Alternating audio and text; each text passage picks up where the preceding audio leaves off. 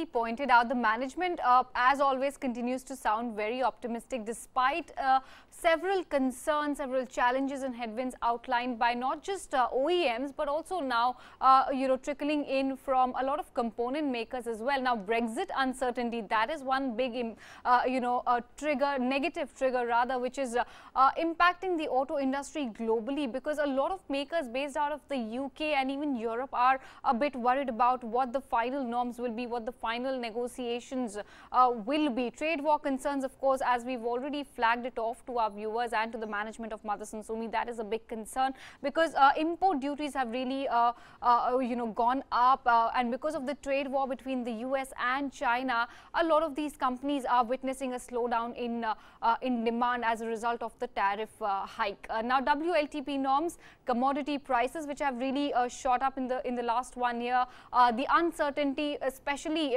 in the European region, about the diesel norms. These are also some factors which are impacting the auto industries, at least in the near to medium term. Automakers, as a result of all of these concerns and all of these headwinds, have resorted to trimming their guidance for the year 2018, and even going ahead, the outlook for them is not looking too bright. Now, looking at Motherson Sumi, just about 13% of their business comes from India. Rest of it is mainly global players. There are a lot of names like Audi, there's BMW, Volkswagen, Daimler. These are some big clients. Now, talking about some key players, a lot of them have actually resorted to change their guidance and their targets for the year gone by. Ford, the one you're looking at, has cut full year EPS forecast by more than 10%. They've also warned up to about $11 billion worth of earnings charges over the next 3 to 5 years.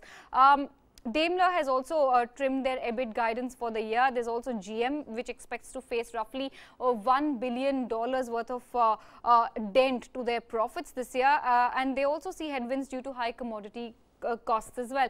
Fiat Chrysler cut its full year guidance of earnings from 8.7 billion euros to 8 billion euros. They've also, in fact, if you look at Ford, GM as well as Fiat combined, they've actually reduced their full year earning forecast by about $3 billion. Nissan is looking to cut their production by 20%. In fact, JLR is also one brand which is which has already cut its production at the Castle Bromwich plant because of the reasons that they stated is continued headwinds for the company. And they've also said very clearly, the management of JLR has said it out loud, that the Brexit deal, if it goes wrong, if there's some norms which are against the auto industry at large, it could actually cripple the company's financials in a very big way. BMW, the most recent one, they cut their full year profit guidance.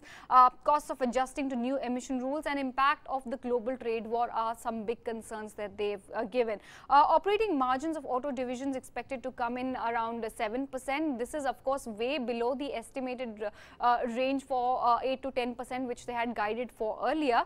Auto revenues expected to fall slightly. Last year, they had delivered about 88.6 billion euros, and they said that it will come in below that. So clearly, what we're looking at essentially is a lot of OEMs, especially PV players, trimming their guidance on back of the massive slowdown that is slowly creeping into the auto industry.